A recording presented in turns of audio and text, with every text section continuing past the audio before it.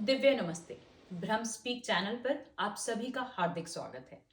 दीपावली दीपों का पर्व नहीं, किंतु 5 दिनों का पवित्र उत्सव है जो हर साल हमें यह याद दिलाता है कि प्रकाश, रोशनी सदैव अंधकार पर विजय प्राप्त करती है। क्या है इन 5 दिनों का महत्व? आइए इन दिव्य कथाओं द्वारा जानते हैं। पहला दिन आरंभ होता है धनतेरस से। यह वह दिन है जब समुद्र मंथन हुआ और समुद्र की गहराइयों से अनेक दिव्य रत्न प्राप्त हुए। उसी में से एक दिव्य रत्न थे भगवान धन्वंतरी, जिन्हें भगवान श्री विष्णु का अवतार भी माना जाता है, जो आयुर्वेद और स्वास्थ्य के देवता माने गए हैं।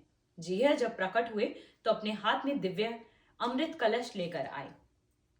इसलिए इस दिन किया गया और खरीदारी करी कोई भी खरीदारी, सोना चांदी बर्तन खरीदे गए, हमारे जीवन में नई शुरुआत, नई कीर्ति, स्वास्थ्य को लेकर आते हैं। इस दिन का एक छोटा सा उपाय आपसे साझा करना चाहूंगी। इस दिन सुबह पूजा के लिए जब आप बैठे धनतेरस वाले दिन, तो एक अपने हाथ में कलश ले लीजिए। ये कलश मिट्टी का भी हो सकता है और नॉर्मल आप स्टील का भी लोटा ले सकते हैं, जो भी आपके घर में आसानी से उपलब्ध हो, क्योंकि जिंदगी में जीवन में उपाय वही करने चाहिए जिनको हम आसानी से कर पाए। तो एक लोटा लीजिए, उसमें थोड़ा सा गंगा जल डालिए, साफ पानी डालिए और एक हल्दी की गांठ डाल के भगवान धन्वंतरी की फोटो के सामने रख दीजिए। अगर भगवान धन्वंतरी की फोटो भी नहीं है तो कोई प्रॉब्लम नहीं है, आप श्री हरि विष्णु जी के सामने उस लोटे को भर के रख दीजिए और उस लोटे को 5 दिन तक भरे रहने दीजिए। उसके बाद जब ये 5 दिनों का पवित्र उत्सव पूरा हो जाए, तब वह पानी का लोटा लीजिए और उसका थोड़ा सा जल घर के सभी कोनों में डाल दीजिए, चहुं दिशाओं को दर्शाता हुआ, जिससे आपका घर में स्वास्थ्य समृद्धि हमेशा बनी रहेगी। और उसके बाद वह लोटा आप नॉर्थ ईस्ट कॉर्नर में अपने घर के रख सकते हैं। तो आगे बढ़ती हूँ दूसरे दिन के साथ। जो मैं अक्सर सोचा करती थी कि अरे दिवाली कब आएगी, दिवाली कब आएगी, तब मैंने अपनी दादी से पूछा कि ये छोटी दिवाली हम क्यों मनाते हैं दादी। तब उन्होंने मुझे बताया कि दिवाली इसलिए, छोटी दिवाली का महत्व बहुत पूर्ण है, बहुत महत्वपूर्ण है, क्योंकि द्वापर युग में नरकासुर नामक एक राक्षस हुआ। वह इतना दुरंदी, इतना दुराचारी और इतना दुष्ट था कि उसने 16,100 स्त्रियों को बंदी बनाया और उन्हें अत्यंत प्रकार की प्रताड़नाएं दी, उनको अनेक प्रकार से सताया। तब जब समस्त मनुष्य और दिव्य जन परेशान हो गए, देवता परेशान हो गए, चहुं दिशाओं में त्राही त्राही फैल गई, तब वह भगवान श्री हरि विष्णु, जो हमारे सृष्टिकर्ता, हमारे सृष्टि के पालन करता है, उनकी शरण में पहुंचे और भगवान श्री विष्णु मन मन मुस्काए और मां सत्यभामा के साथ मिलकर उस दुराचारी नरकासुर का विध्वंस किया। जब उन्होंने उसका विध्वंस किया, चहुं दिशाओं में सुंदरता, एक नई उमंग छा गई। इसलिए हम छोटी दिवाली मनाते हैं। इसका भी कुछ उपाय हैं।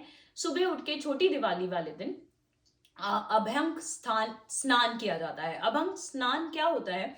जिसमें आप अपने शरीर पर तेल, कोई भी तेल जो आपको सूट करता हो उसे लगाएं और उसके बाद उपटन में आप चंदन, हल्दी, बेसन, दूध, दही, थोड़ी सी शहद, जो भी आपकी बॉडी टाइप को सूट करता हो वो मिश्रित करें और उपटन से स्नान करें। उससे ये माना जाता है कि जैसे हम अपने शरीर की गंदगी को साफ करते हैं, उसी प्रकार से ये आयुर्वेदिक तरीके से जब हम स्नान करते हैं तो हमारा मन भी पवित्र होता है। और थोड़ी से पानी में गंगा जल की 2 बूंद डाल के नहाएं, आप देखिए आपके मन में और तन में कितनी शुद्धि आएगी।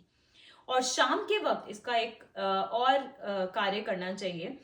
हमें शाम के वक्त 4 मुंह वाला एक दिया जला के, जिसमें 4 बाती हों, चारों दिशाओं को वह सिग्निफाई करता है, अपने घर के बाहर जलाना चाहिए, जो हमें प्रोटेक्शन और चहुं दिशाओं से एक सुरक्षा देता है। हमारे जो 4 पाप हैं उनको भी, हमारे जो समस्त पाप हैं उनका नाश करता है। अब हम तीसरे दिन की बात करते हैं, जिसका साल भर हम सभी हिंदुओं को और बाकी भी बहुत सारे सब हम मनुष्यों को इंतजार रहता है। वह त्योहार है दिवाली। दिवाली जब आता है तो एक मन में अलग उमंग, तरंग और एक नई रोशनी के साथ आता है। और इसकी कहानी तो हम बचपन से ही सुनते आ रहे हैं, जो है जब राम जी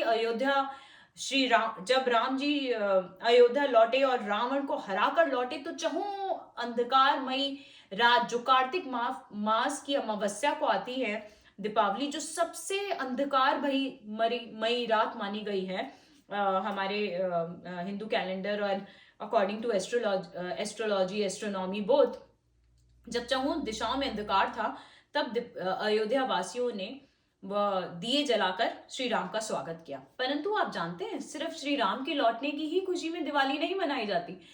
यह कथा भी बहुत पुरानी है। इसके बारे में यह आपसे बताती हूँ कि जब समुद्र मंथन हुआ, जिस प्रकार भगवान धन्वंतरी निकले और अनेक दिव्य रत्न समुद्र की गहराइयों से निकले, उसी प्रकार महालक्ष्मी भी आज ही के दिन प्रकट हुई थी। और जब वह महालक्ष्मी समुद्र से निकली तो चहुं दिशाओं में एक नई रोशनी, एक नई ऊर्जा हुई। और इसीलिए हम महालक्ष्मी की पूजा करते हैं दिवाली वाले दिन। इसका सबसे बड़ा महत्व यही है कि महालक्ष्मी और गणेशा की पूजा होती है, क्योंकि इस समय पे विष्णु भगवान जो होते हैं अपनी शैया में होते हैं, और गणेशा जो महालक्ष्मी के दत्तक पुत्र हैं, जिसकी कथा मैं किसी और दिन आपसे साझा करूंगी। जो महालक्ष्मी के दत्तक पुत्र हैं उनके साथ अच्छा काम करते हैं। और माँ लक्ष्मी की महत्ता जो है हम स्त्रियां और बाकी सब भी समझते ही होंगे, क्योंकि महालक्ष्मी के बगैर कोई भी कार्य नहीं हो सकता। वह अपने आप में संपूर्ण है। वह अपने आप में स्त्री की ताकत को दर्शाती हैं। वह यह बताती हैं कि स्त्री मोहिनी रूप, सौंदर्य रूप के साथ साथ एक सक्षम नार भी है। तो महालक्ष्मी को शत नमन।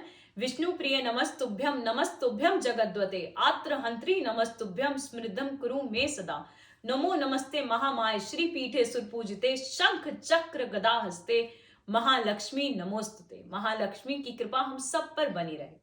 इसी के साथ में आ जाती हूँ चौथे दिन, जिसका महत्व अगर हम देखें तो भगवान श्री कृष्ण ने त्रेता युग में मनुष्य को समझा दिया था कि प्रकृति हमारे लिए कितनी इंपॉर्टेंट है।